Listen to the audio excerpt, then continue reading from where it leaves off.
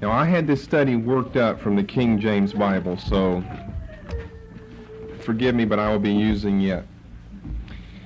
You saw in the first message of this study on oaths how many different questions we need to answer. So in starting into the oath passage of Matthew chapter 5, what we first see here in verse 33 is its connection to the Old Testament.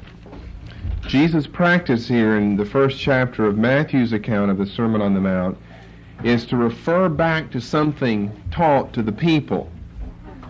Now, whether it's taught in the Old Testament or taught by the Jews, the rabbis, the religious leaders, that's another question we'll get to later, but his practice is to refer back to something taught to the Jews earlier and then to make his own comments from that point, based upon that. Now, he might, and he does often, build upon that, and he may even diverge from that.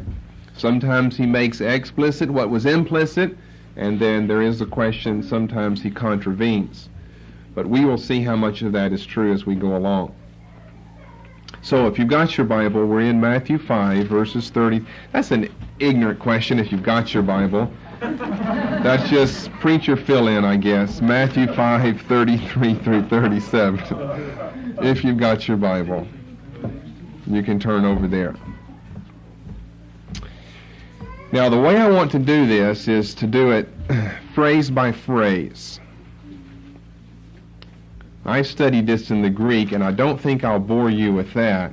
I will interject some things whenever I think it's necessary, when I know that it's necessary to prove the point that I want to prove.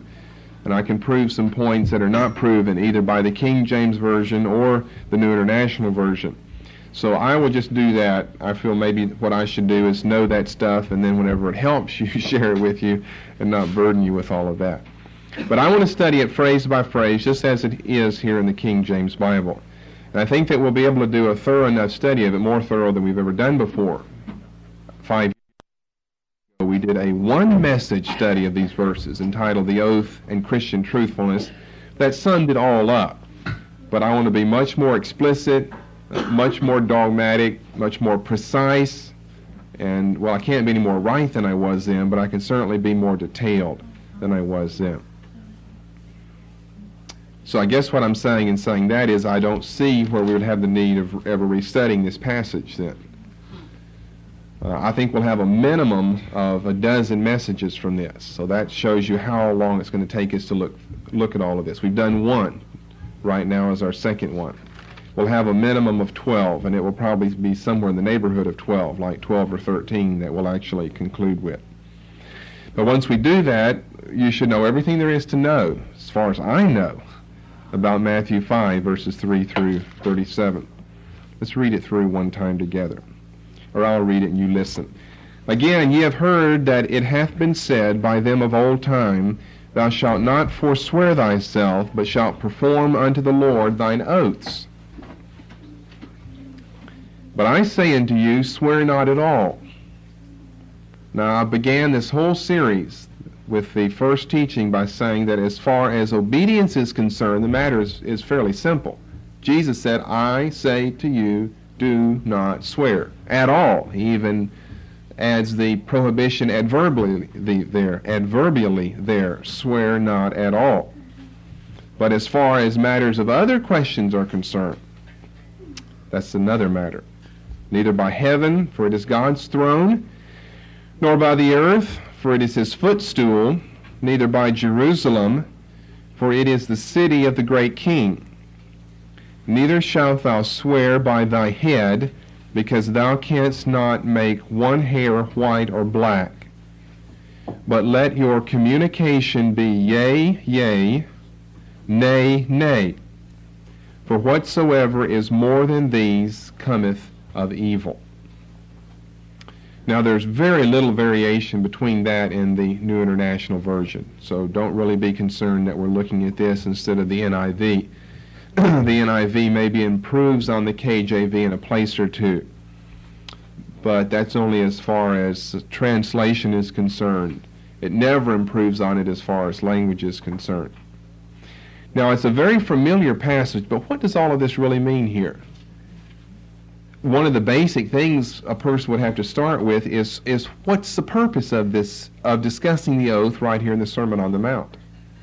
Which I think I've already shared that secret with you. The intent of the Old Testament law, as well as Jesus' rediscussion of it, is truthfulness.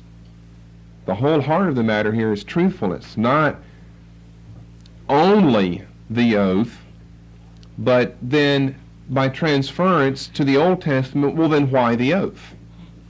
Why was it allowed in the first place? If it was, then why the oath in the Old Testament? Now, if he is formally contravening Old Testament Mosaic legislation, then that's something entirely different than what he's doing on some other occasions here in the Sermon on the Mount, such as, don't kill. Did he contravene or prohibit don't kill? No, then he took it further and made explicit what was implicit in the law. Here, well, there's just all types of questions, and as I say, just articles and articles on this little section right here. On this section, let's say more than that last section, verse 43, you've heard that it hath been said, thou shalt love thy neighbor. Because more people are willing to agree that we ought to love our neighbor. But when it comes to the oath, or when it comes to non-resistance in verse 39, or if we back up and it comes to divorce in verses 31 and 32, then lots and lots of volumes and articles published and lots of sermons preached on it because of the antagonism among certain groups. See, everyone agrees about love, but the oath, you've got some, the historically known peace churches who have their view, and then the Roman Catholics who have their view, which is the same as the regular Protestant churches, and they have their view. So it's group against group, and it is amazing how much energy has been spent and how much ink has been spilled over this passage, and yet they still don't have the answer to it. Now, I say all this just to give you an introduction, because we're going to be spending, as I've said, many messages here. And it's going to be put together line upon line, like we're doing in some of the other studies. So you got to follow along, and some of these arguments we'll come back to later on and build upon that. You'll have to remember what I said about one of these earlier verses so that we can use it later. So, for this session, let's deal with verse 33. Again ye have heard that it hath been said by them of old time, thou shalt not forswear thyself, but shalt perform unto the Lord thine oaths. Now, in a Christian ethics message on 2 occasions, we have corrected the by mistranslation in verses 1, 27, and 33. So I don't really want to bog down that again, in that area again. It should read, and Theodore Beza, several centuries ago, is the first one who gave it to us this way, it hath been said to them of old time. If it hath been said by them, then by whom was it said but Moses? And therefore the antagonism and the contrast here is between Moses the lawgiver and Christ the usher in of the period of grace. And that would seem to contradict what we have earlier in verse 17. Think not that I'm come to be set in antagonism with Moses or the law. So it doesn't seem to be so much the personality of Christ versus the personality of Moses. Therefore it hath been said by them of old. But rather the message, and then by extension what the people took from the message versus the message that Christ came to bring. Hence, it hath been said to them of old time. Sorry if that went over your head. It's not that important right now. Thou shalt not forswear thyself, but shalt perform unto the Lord thine oaths. Now, the NIV breaks this up into 2 statements that we have more or less 2 quotations from the Old Testament. One is, thou shalt not forswear thyself, and thou shalt perform unto the Lord thine oaths. This is not a specific quotation. I don't really know why NIV wants to highlight it like a quotation. It is not a specific quotation, such as what we would have in Well, the first part of verse 21, thou shalt not kill. That's a direct quotation from the Decalogue. But where are you going to find in these precise terms, thou shalt not forswear thyself, but thou shalt perform unto the Lord thine oaths? So, in my estimation, it is not a specific quotation. It is a summation of general teaching in the Old Testament with perhaps several verses more particularly in mind. Remember, whenever you do a detailed study of a work, you don't stumble over yourself. You put one foot in front of the other foot. So we start with this. There is the connection between what Christ is going to say and what was said in the Old Testament. We're not talking about the personalities of the lawgiver and the grace giver, but what was said in the Old Testament and what is said under this economy. So I don't think it's a specific quotation, but here's my sentence again, a summation of general teaching with perhaps several verses more particularly in mind. Now, different commentators and different writers on this passage choose those several verses more particularly in mind differently. The UBS Greek New Testament footnotes this verse as containing the Old Testament references Leviticus 19:12, Numbers 30 and verse 2, and Deuteronomy chapter 23 and verse 21. And I would agree. I would not dispute with any of those verses or the use of any of those verses. Certainly, those verses are the verses. Perhaps there's another one, but those are probably the verses that are under consideration. Leviticus 19:12, Numbers 30 and verse 2, and Deuteronomy 23 and verse 21. So let's turn and look at those three in that order, so we'll begin by knowing what was being said back here. Leviticus 19 and verse 12. And ye shall not swear by my name falsely. Now you see, Matthew 5:33 is very similar to that, but it's not a direct quotation of that. Ye shall not swear by my name falsely, neither shalt thou profane the name of thy God. I am the Lord. Numbers 30 and verse 2, we read last time, but it's a verse we need to be familiar with since we'll be using it some. Numbers chapter 30 and verse 2. If a man vow a vow unto the Lord, or swear an oath to bind his soul with a bond, he shall not break his word. He said you shouldn't forswear yourself. He shall not break his word. He shall do according to all that proceedeth out of his mouth. And then the passage in Deuteronomy 23, verse 21.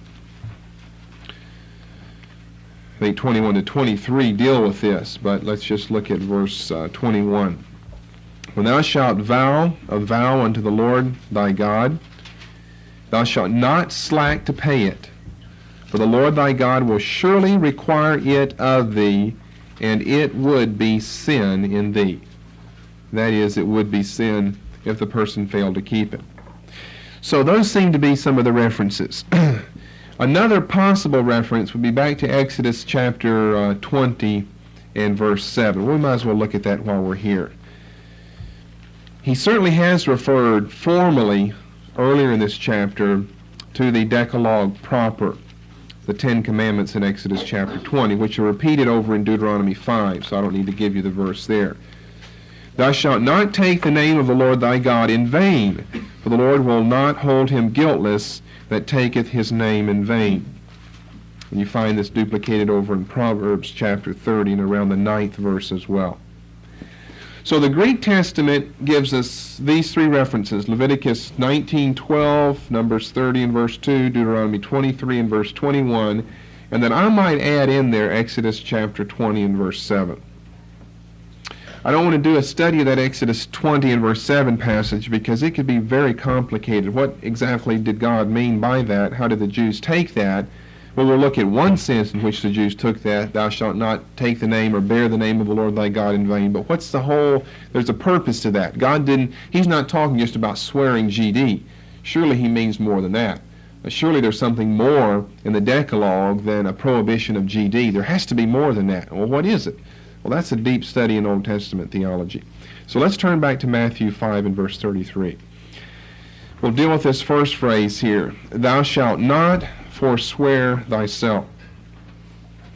Now, forswear is an older term that can have several different meanings. Here it means to swear falsely, or to commit perjury, or as the NIV says, do not break your oath. That's what forswear means. That's an old English term that we really don't use anymore. Thou shalt not forswear thyself. In other words, don't swear falsely. Don't commit perjury, or the NIV has a good, adequate, contemporary translation. Do not break your oath. Do not break your oath. Now, if that's what the Old Testament said, do not break your oath, then it would appear that the Old Testament did allow oaths, but that they must be kept. Exodus 27, Leviticus 19:12, Numbers 30 and verse 2. But we ended earlier in the earlier teaching, the first teaching that we did on oaths here, according to Matthew chapter 5, with this statement. In order for an Old Testament oath to be valid, it must be truly and volitionally free and in accordance with God's revealed will. You remember, in order for a vow to be constituted as a vow in the Old Testament economy, it had to be truly and volitionally free and in accordance with God's revealed will. If these conditions were met, then an oath was inviolable. Turn to Psalm chapter 15 and verse 4, which we looked at last time, but we need to use again. Psalm chapter 15 and verse 4. If an oath was made and it met the scriptural conditions, then it was inviolable. It could not be broken. Lord, who shall abide in thy tabernacle, and who shall dwell in thy holy hill? He that sweareth to his own hurt and changeth not. Now you see through some of these verses, and I wanted to say this last time, and I ran out of time, and I couldn't say it because we went quickly through all of those verses, prohibitions against this and allowances for this, but through it all, underscoring and highlighting the great solemnity of an oath spoken volitionally free and in accordance with God's will, that it simply could not be broken. Truly, as the Old Testament tells us, death and life were in the power of the tongue. Truly, God was trying to stress to his people the power of their words and the power of truthfulness and the deception of lies. That to do one, the latter, is to put yourself outside of the camp of Israel or the kingdom of God and to identify with Satan. And the Old Testament has much to say about confession. Think of all of those verses that are often used in positive thinking and confession messages that come right out of the Old Testament. And there's a deep spiritual law and a deep spiritual principle there that God taught men should measure their words and think before they speak. That's Ecclesiastes chapter 5. That death and life are in the power of the tongue. Proverbs 18 and verse 21. That in the case of surety in Proverbs 6:2, you can be snared with the words of your mouth. That once you have agreed to this, you are snared. I mean, there you almost have an example of the oath right there. That God wanted them to realize how solemn and how serious their words were. And see, that's what we're going to be developing through this, and that's where we're headed, in other words. That's what Jesus is emphasizing here in Matthew chapter 5. The solemnity of our words. There is death and life in the power of what we say. And when we speak something, although we're not under oath today, when we speak something, if it's truly and volitionally free, and if it is in accordance with the will of God, then we are surely bound to what our words say then. Too often in our society, and it's increasingly so, people treat words lightly. You've heard in the olden days that a man's word was his bond, and now not even the oath is a man's bond anymore. We have a breakdown in that area. And you see, if you break down in that area, you break down in the area of human relationships, which is communication. And if you can't communicate, and you can't if you lie to one another, then you can't have relationships, then society ceases to hold any meaningful significance as God intended that it should have. That's why all of this is so utterly and vitally important. That's why this business here in Matthew 5 isn't, well, we're a church, we don't believe in take the oath. That's certainly true, but what do we believe in? Jesus said don't take the oath. That's what he didn't say. What did he say? Well, we just read it. Let your yes be yes, and your no be no. Now, I've heard a lot of teaching against the oath from non-swearing groups like Faith Assembly, which is rightfully true and so. But I've heard very little teaching on that 37th verse there. What is the whole heart and spirit of what Jesus is saying? We like what he said. We're going to take the literals of what he said. But what's the spirit of what Christ said? Well, he's taught us this through the Old Testament. I can't overemphasize to you people enough, as I did earlier tonight in the first teaching, how important all of your studies and all of these things are. You just, man, when you sit down, there I go with my man language again. When you sit down and you do a study through the Old Testament of the oath, you just sit there and just look up all the verses where someone swears, as the Lord liveth. You think about that and meditate on that. What is the spirit of all this? What is God trying to say? There are deep spiritual principles and commandments and instructions hidden there in the Old Testament. There are many important things hidden there. And one of the important things is the power of our words.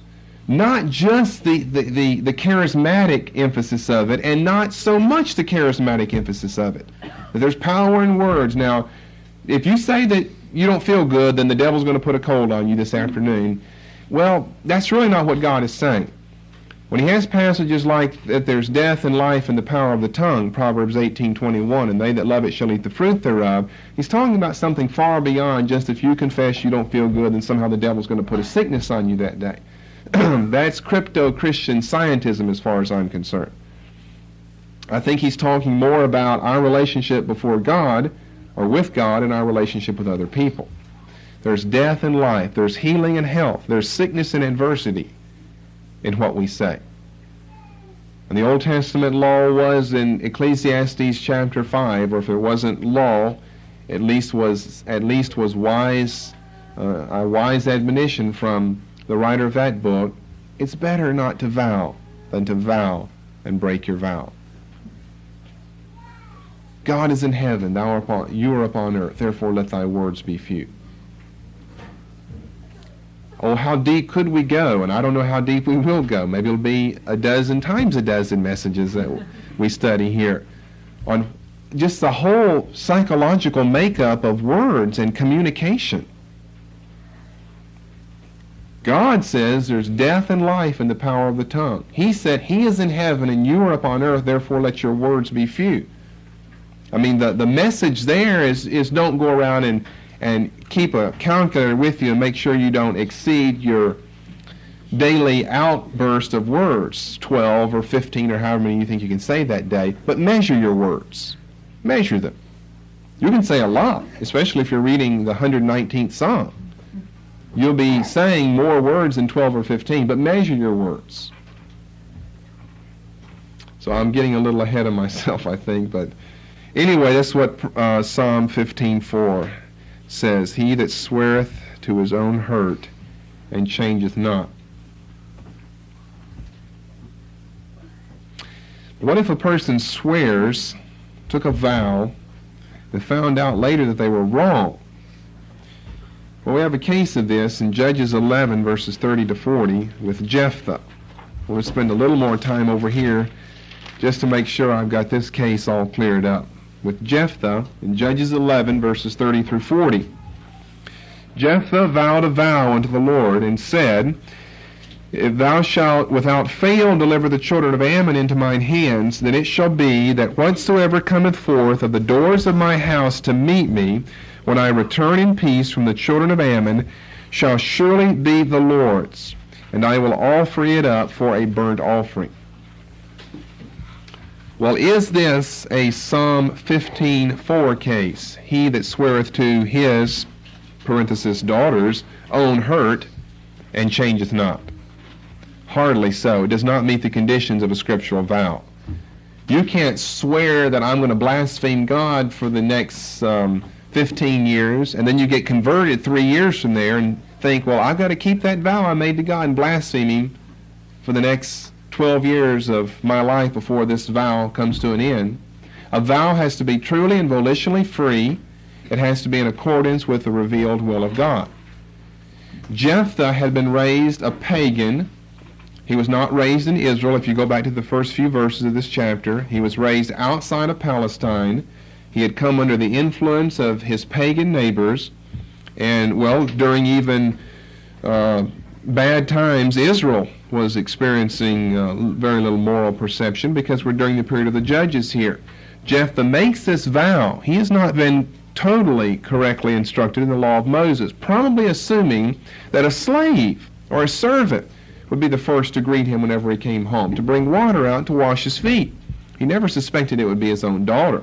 I mean, the man, although he's not religious or scriptural in this, surely he has some measure of intelligence. You would never make this vow if you had no slaves at home and you knew that you only had one child, as we're told down in verse 34. She was his only daughter, only child. Only daughter, no sons, only child. Surely he thought a slave would probably come out first and he would sacrifice a slave. That would be no less wrong.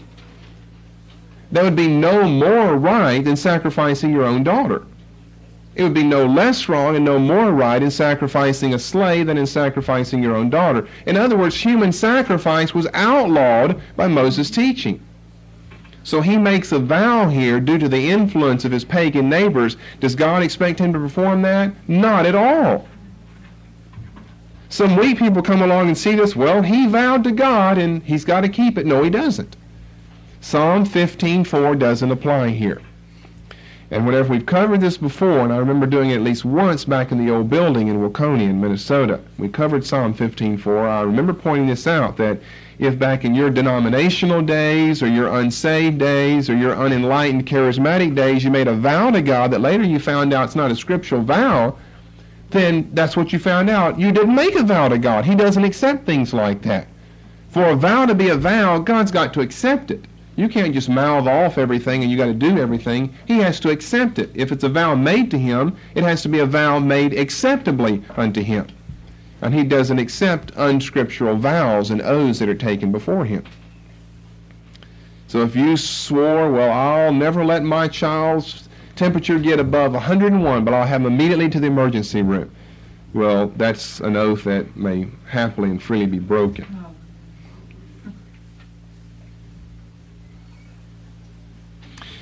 So, to go back to Matthew 5:33, thou shalt not forswear thyself, do not break your oath. That doesn't cover unscriptural oaths like Jephthah's. It covers only those that meet the conditions that we have given you earlier. All right, let's go on to the next statement here. Don't break your oath, but thou shalt perform unto the Lord thine oaths. Don't break your oath, but perform your oaths unto the Lord. Now there's a little question as to the arrangement of this part of the sentence.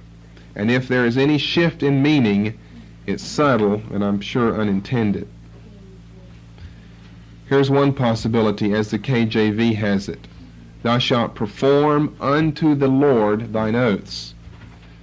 Another possibility is as the NIV has it. Thou shalt perform thine oaths unto the Lord. So it's a question of the arrangement of the position. Is it unto the Lord thine oaths, or thine oaths unto the Lord? Now you look at that carefully. You're going to have to be reading along in your Bible and thinking carefully as we go along. Should it be unto the Lord thine oaths, or thine oaths unto the Lord? Say, well, I don't see any difference in meaning. Well, there could be. It may be unintended, but there could be a subtle shift in meaning. KJV, thou shalt perform unto the Lord thine oaths. The first might suggest that the motive for fulfilling an oath is the Pauline, quote, unto the Lord, end of quote, Colossians 3:23. Remember in Paul's teaching there, he said, whatever you do, do it as unto the Lord. Do it as unto the Lord. So in this case, even if your oath was taken before or about something or someone else, then still live up to your oath as if it were unto the Lord.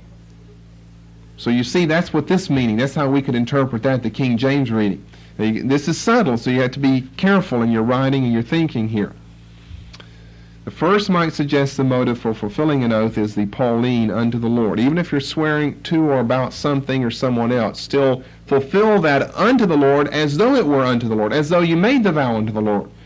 So thou shalt perform unto the Lord, do it as unto the Lord, thine oaths. The sentence ending thine oaths. Whatever oaths you make, do them as unto the Lord. The NIV reverses the order. Perform thine oaths unto the Lord.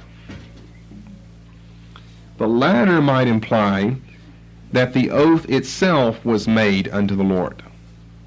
Not just to whomever or about whatever it was made, do it as unto the Lord, Colossians 3:23, but NIV, do thine oaths unto the Lord, might imply that the oath itself was made unto the Lord. Which then, by extension, might mean that all oaths are indeed unto the Lord. You don't just do them as though they were unto Him, they are in fact unto Him. There is a subtle difference. You don't do all oaths as unto Him, they are in fact unto Him. For the simple reason that you have sworn by His name. I don't know that the King James intended for us to pick up this subtle Pauline as unto the Lord, Colossians 3:23 meaning. That's what I would get if I was strictly trying to follow their word order and come up with some English sense from this. For the continuation.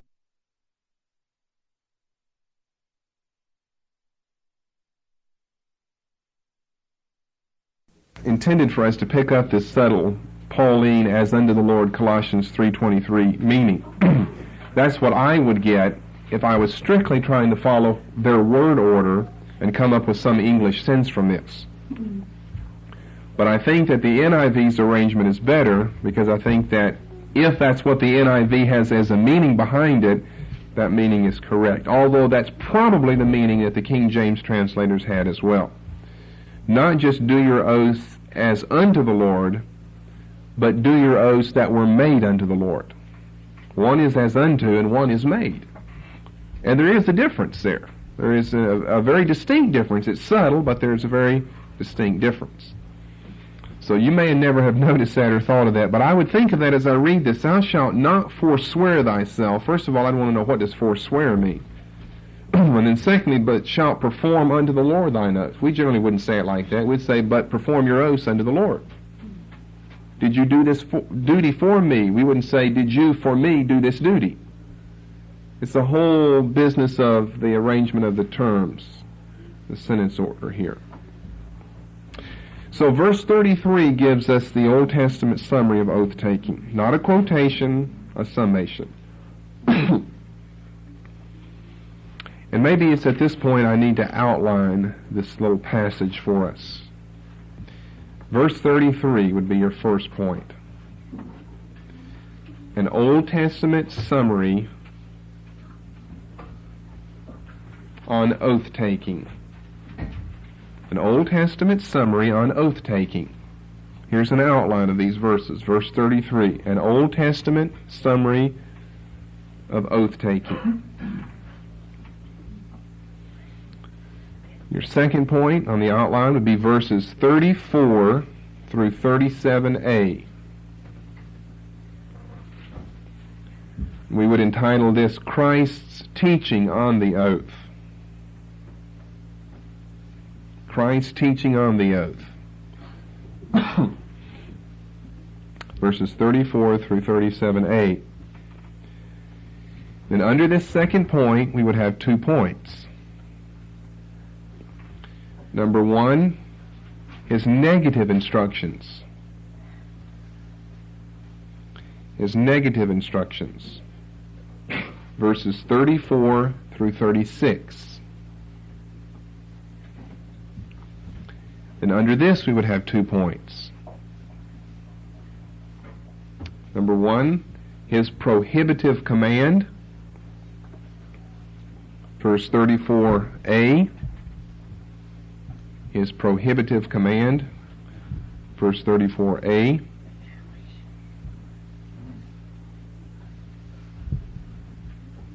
And secondly, under this negative side of it, 4 examples that are used. 4 examples that are used. Verses 34b through 36. Verses 34b through 36. Then we're back up to a number 2. We gave you negative, his positive commands. That would be verse 37a. You following this outline okay? You've got a 1, 2, then underneath that a 1, then under that a 1 and a 2, now back to a 2, or A's and B's. 37a, his positive commands. And then back to a big division, number 3, the result of disobedience. The result of disobedience. Or you might entitle that the origin of disobedience. It's really both. That would be verse 37b.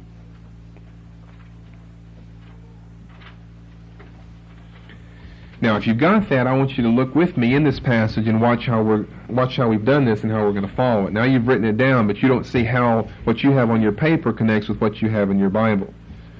So you don't need to look at what you've got on your paper. I'll read it to you again. You just follow along in your Bible. Number 1, we said verse 33 gave us the Old Testament summary. Then we said, secondly, verses 34 through 37a give us Christ's teaching.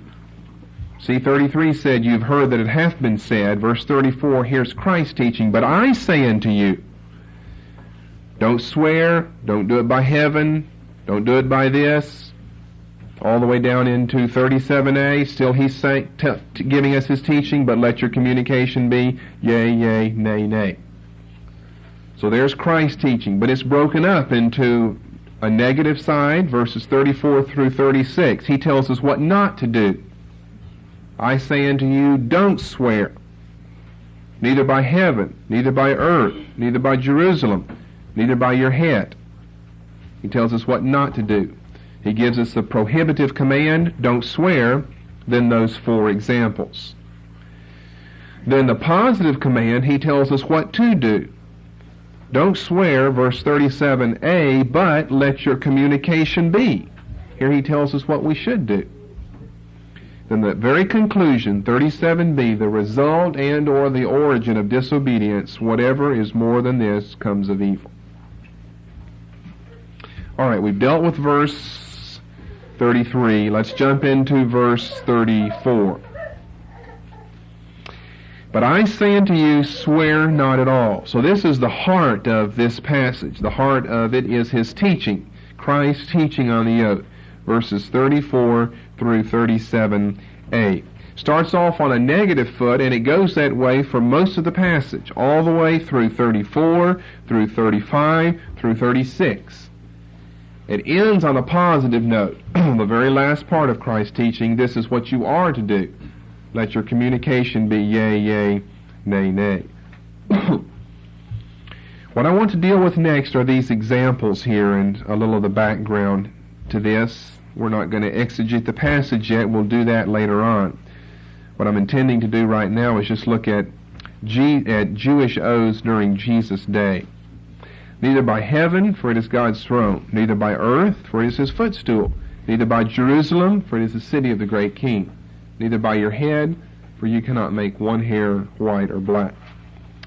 Just what are we to make of these 4 examples that he uses here? Why does Jesus give them? Is there any deeper meaning or significance to them? Well, I think I would first have to set the Jewish contemporary setting for these examples, which is what I want to begin doing tonight. The Jewish setting. So we're looking at Jewish oaths in Jesus' day. The contemporary Jewish setting, the background, in other words, to Jesus using these 4 examples. He could have chosen others. Have you ever wondered why he says that? Neither by heaven, and he seems to make some connection between heaven and God, and then between earth and God, and then between Jerusalem and God. And then he goes on into this business about head and hair. See, it's proverbially famous, but people really don't know what he's saying. They really don't know what's being taught there. Okay, here's what the situation is. Get down on as much of this as you can. This is what I want to basically major on tonight with the time I have left. By Jesus' time, the Jews have forgotten the true purpose of oaths in the Old Testament. And I might ask you, what was the true purpose of oaths in the Old Testament?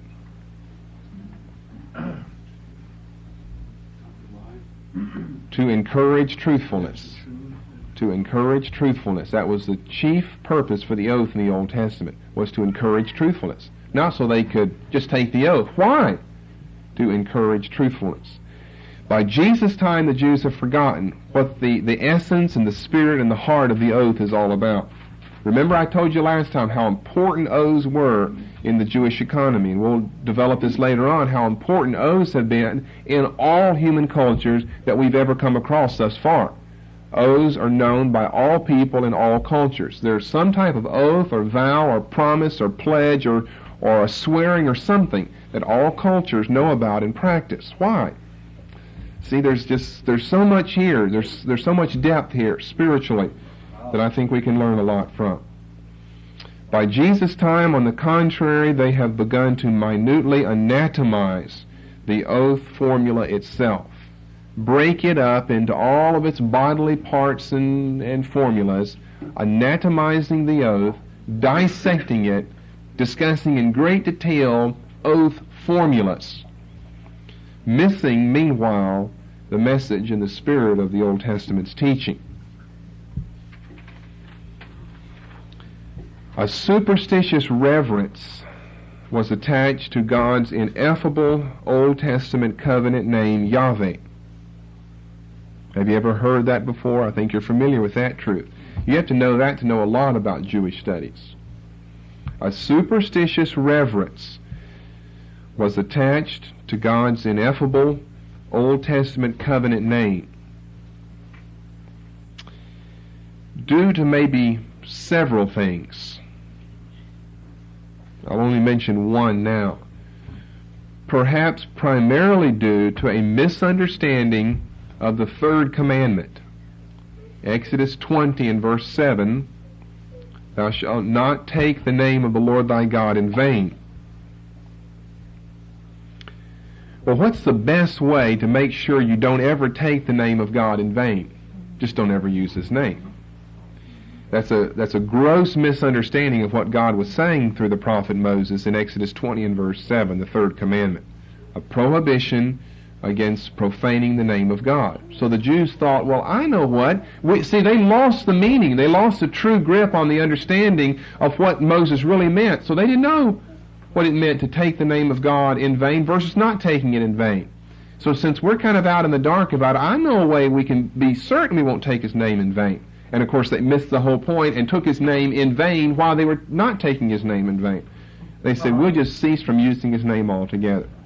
That is His covenant name of Yahweh. That's probably the basic origin for the superstitious reverence that through the centuries was attached to God's name. Now this is not truly Old Testament. We're talking about post-Old Testament times. In other words, we're talking about the intertestamental period. They didn't want to take it in vain, so they didn't take it at all.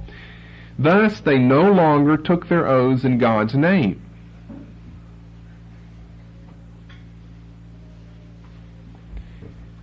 Now you say, now what does all of this have to do with what we're studying? Notice the examples Jesus gives. He said, don't swear at all. Do you find an example here, neither by God or neither by Yahweh? No. Why? They didn't swear by God. Neither by heaven, neither by earth, neither by Jerusalem, neither by your head. So we have to know, in the Old Testament, what are they saying? As Yahweh liveth. As Yahweh liveth. As Yahweh liveth. And he doesn't say here, neither by as Yahweh liveth. He doesn't mention that. He gives 4 other examples. He doesn't give the chief one that we would all think of immediately if we've read the Old Testament. Where is God's name? God had taught them to use his name in the oath formula, hadn't he? Yes, I just gave you proof for that. They swore, Leviticus 19:12, as Yahweh liveth. We looked at some examples. As Yahweh liveth and as thy soul liveth. 2 Kings 2 and verse 2. What then was the meaning for the Jews of swearing by Yahweh's name? I think that God may have intended several lessons from this.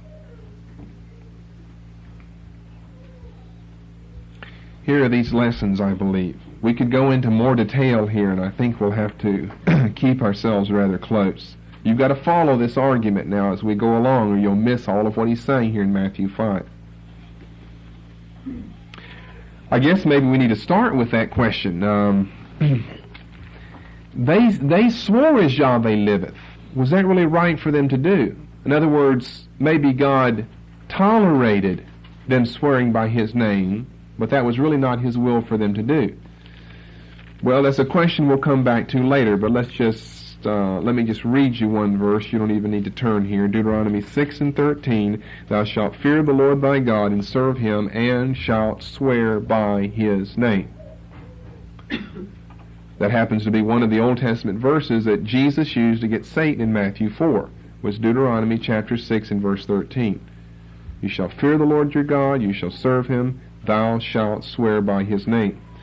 So, on the surface anyway, it would seem to say to us that God did not only allow but encourage them to swear by his name. Why? Perhaps several reasons why. Number 1, it seems as though the encouragement, yea, the invitation to use his name was set over against swearing by any and every other god, which may have been their practice in Egypt and would have been a temptation in Canaan.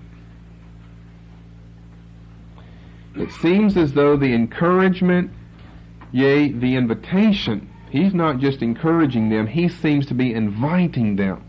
It seems to be part of his revealed will, not just, well, I'll allow you to do this.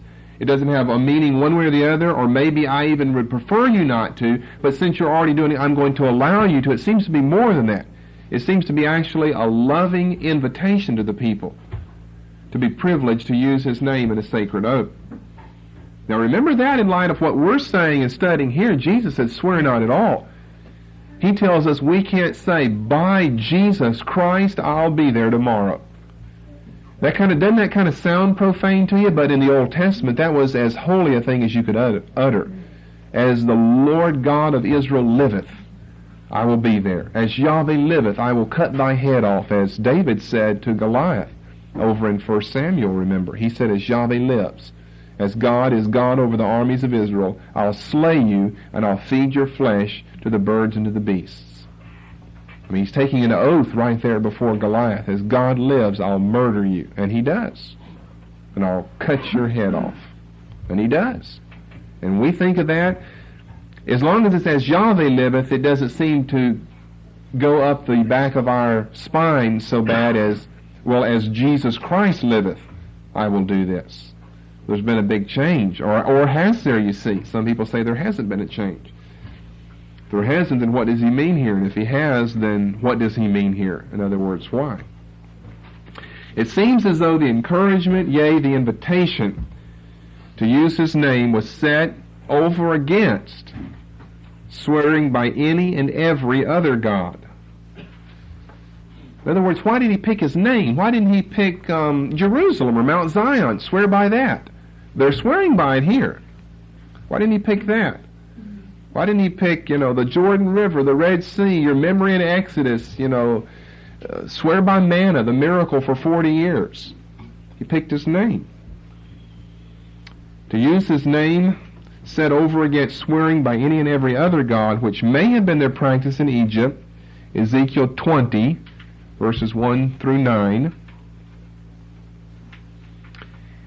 and would have been a temptation in Canaan. It may have been their practice in Egypt, and it definitely would have been a temptation once they came into Canaan to swear by any and every other god of the pagans around them. So, in other words, if you're swearing by God's name, and that is set over against swearing by any other gods, then it seems like one function in the formula of the Old Testament oath was to prevent idolatry, the prevention of idolatry. Because one form of idolatry would be swearing by the names of other gods. So here you've got an interesting twist of events just in the formula of the Old Testament Jewish oath. That in some measure, I think that God, in inviting them to use His name, was hoping to prevent idolatry. Let's look at that verse I just read to you, Deuteronomy 6:13, and I want to get the next few verses as well. Capital letters, here is the verse to see, Deuteronomy 6:13 and following.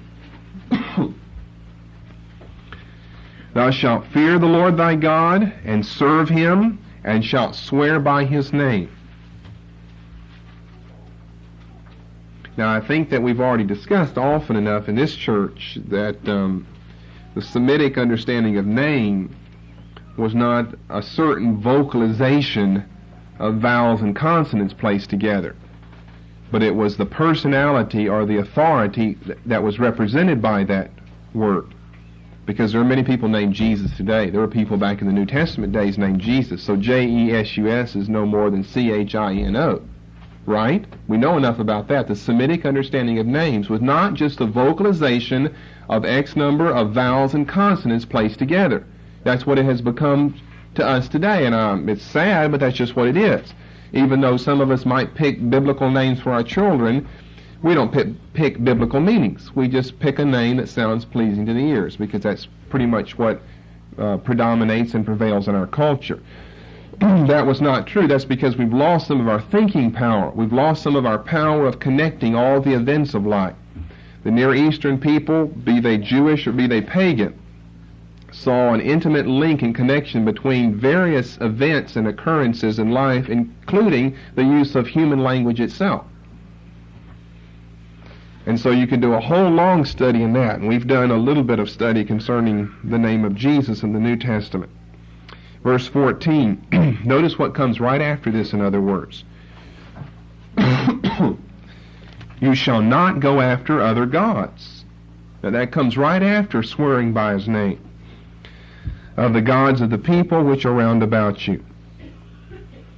For the Lord thy God is a jealous God among you, lest the anger of the Lord thy God be kindled against thee, and destroy thee from off the face of the earth.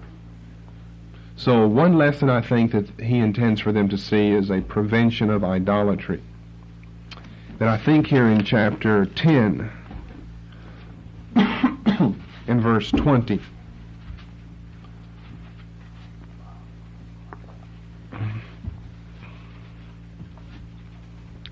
it says essentially the same thing. Thou shalt fear the Lord thy God, and Him shalt thou serve, and to Him shalt thou cleave, and swear by His name. And then earlier in Exodus 22, verses 10 and 11, and we'll read that later. Another lesson intended. The connection of oaths with the great name of Yahweh was to show the seriousness of their words, their inviolability. Because how could you invoke the name that represented the Creator of all the world and the Redeemer and Elector of Israel and then break your word. Now, if you just swore by the Jordan River, well, maybe you could break your word later on. If you swore by your memory in Egypt, or you swore by the 40-year miracle of manna, maybe you could break your word. If you swore by the name of the sovereign creator of the world and the Redeemer of Israel, the selector of the patriarchal forefathers, then it would tend to teach a person the inviolability of their words, that surely once they utter something, then it was to be kept. Doesn't that make a lot of sense? If we swore by the name of Jesus, I think that you'd be more prone to keep that than if you swore by my name or by the name of a brick or wood or your whatever, the soles on the bottom of your shoes. If you swore by God's name, it would encourage truthfulness, the non-breaking of the oaths that you take. And then thirdly, the connection of oaths with the great name of Yahweh, the covenant-keeping, steadfast God, was to reveal to them their God as the one of absolute truth. If God encouraged them to swear by His name and not break their oath, then somehow that would say something about God's character itself. That indeed it is a character that cannot be broken or fragmented.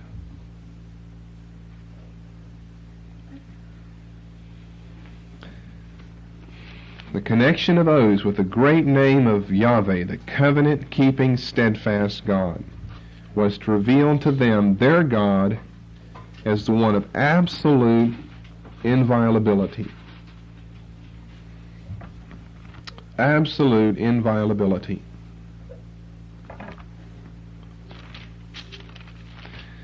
In other words, to reveal their God to them as the one of absolute truth.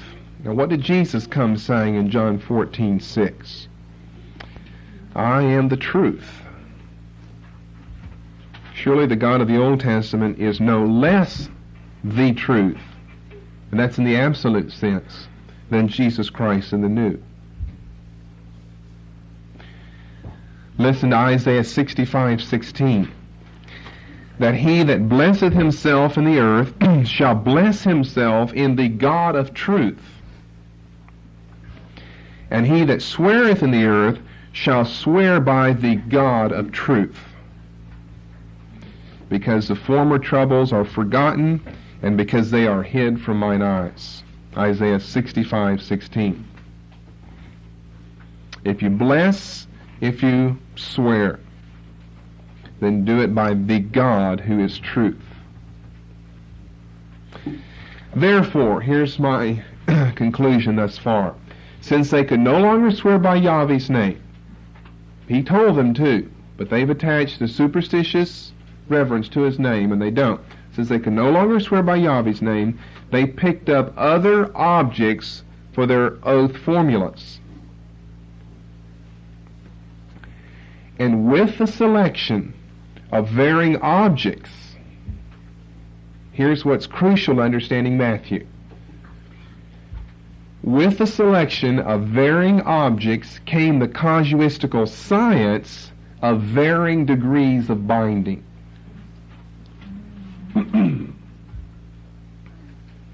See, that's why we have to trace this through here. Everything connects to what was said earlier.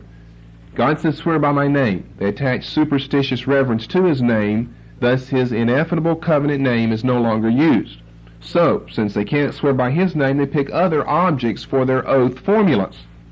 And with the selection of varying objects, everything from Jerusalem to your head, came the casuistical science, aren't you glad you know what that big word means now, of varying degrees of binding.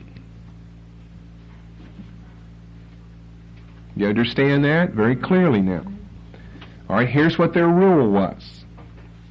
The more closely something was related to Yahweh, underline related, the more closely something was related to Yahweh, or you could say to Yahweh's name, the more binding the oath.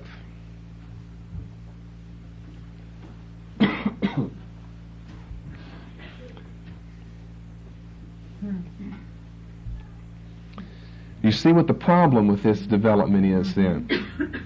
When you start making some things more binding and other things less, the less binding quickly and easily blur into the non-binding.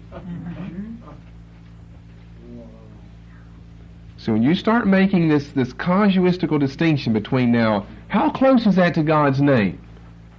Well, the closer it is to Yahweh's name, then the more binding the oath is that you took. Therefore, if you want to take an oath so you look like you're serious about what you're saying, then you want to pick as your object and part of your formula something that's not as closely related to God. And the rabbis would have defined all of this for you, what you could say and how you had to phrase your sentence, so that you could swear. You could swear a blue moon, as they say.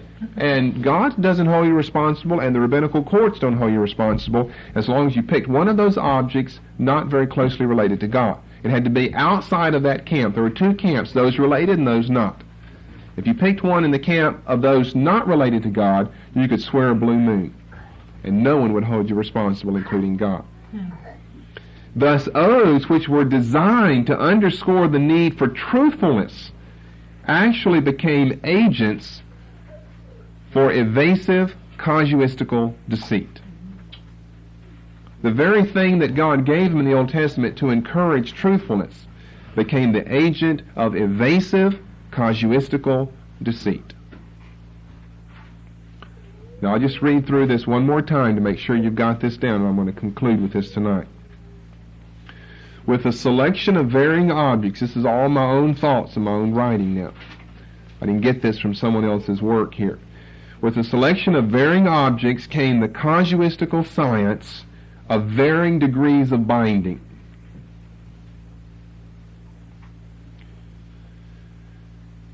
Their rule was the more closely something is related to Yahweh's name, the more binding the oath. In other words, if you swore by your mother's grave, you would be more bound than if you swore by my mother's grave. I mean, in modern understanding of things like that today. If you swore by the memory of your grandmother, that's probably more binding of an oath than swearing by the offspring of a hippopotamus. Because something is more closely related to you and more sacred to you. There's more sanctity attached to that. So if you swear by the grave of your mother or the memory of your grandmother, then you would think of yourself as being more bound to that. And then here's what I would say is the problem, though, with this type of development of thought. That when you start making some things more binding and other things less, the less binding quickly and easily blur into the non-binding.